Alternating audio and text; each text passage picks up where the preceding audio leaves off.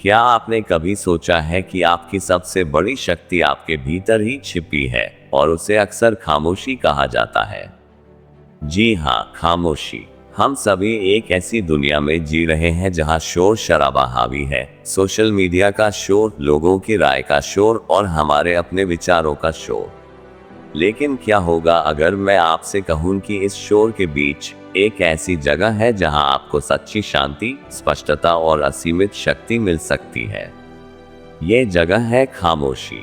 आज हम एक ऐसी यात्रा पर निकलेंगे जहां हम जानेंगे कि चुप रहना सिर्फ आवाज बंद करना नहीं, बल्कि एक जीवन बदलने वाली शक्ति को उजागर करना है। एक गांव में रामू नाम का एक लड़का रहता था। वह स्वभाव से बहुत बातूनी था। हर बात में उसे अपनी राय देनी होती थी, चाहे कोई उससे पूछे या न पूछे। वह अक्सर दूसरों की बातों को बीच में काट देता था और अपनी आवाज बुलंद रखता था। गांव में सभी उसे जानते थे, लेकिन उसकी ज्यादा बोलने की आदत के कारण कई बार लोग उससे कतराते भी थे। वह अक्सर समस्याओं में भी पड़ जाता था, क्योंकि उसकी जुबान पर कोई लगाम नहीं थी। वह हर छोटी बात पर प्रतिक्रिया देता, हर बहस में कूद पड़ता और हर किसी को जवाब देने को तैयार रहता। एक दिन गांव में एक बहुत ही ज्ञानी साधु आए। वे अपनी खामोशी और शांति के लिए जाने जाते थे। रामू ने भी साधु के बारे में सुना और उनके दर्शन करने पहुंचा। साधु एक पेड़ के नीचे शांत बैठे थे, उनकी आंखें बंद थी।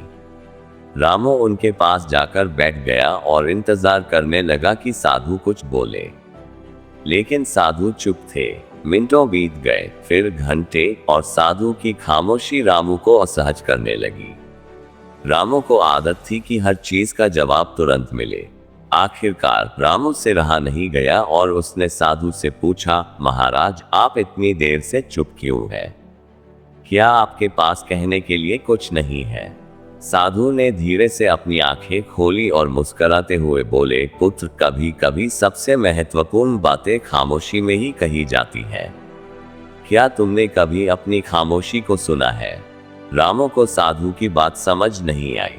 साधु ने आगे कहा, जब तुम शांत रहते हो तो तुम दूसरों को बेहतर तरीके से सुन पाते हो। जब तुम चुप रहते हो तो तुम अपने भीतर के शोर को शांत कर पाते हो। जब तुम चुप रहते हो तो तुम चीजों को गहराई से देख पाते हो, न कि सिर्फ ऊपरी तौर पर। खामोशी तुम्हें आत्मचिंतन का अवसर देती है, तुम्हें अपने विचारों को व्यवस्थित करने का समय देती है। साधु ने एक कहानी सुनाई। एक बार एक शिल्पकार को एक बहुत ही सुंदर मूर्ति बनानी थी। वह कई दिनों तक अपने औजारों के साथ बैठा रहा, लेकिन उसने कुछ नहीं किया। लोग उसे देखकर हंसते थे और कहते थे कि वह आलसी है।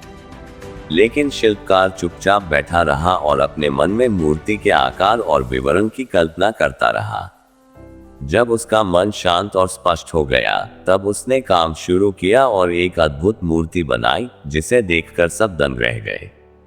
उसकी खामोशी ने उसे अपनी कला को निखारने का अवसर दिया। साधु ने रामू को समझाया, चुप रहना सिर्फ आवाज बंद करना नहीं है, यह एक अभ्यास है।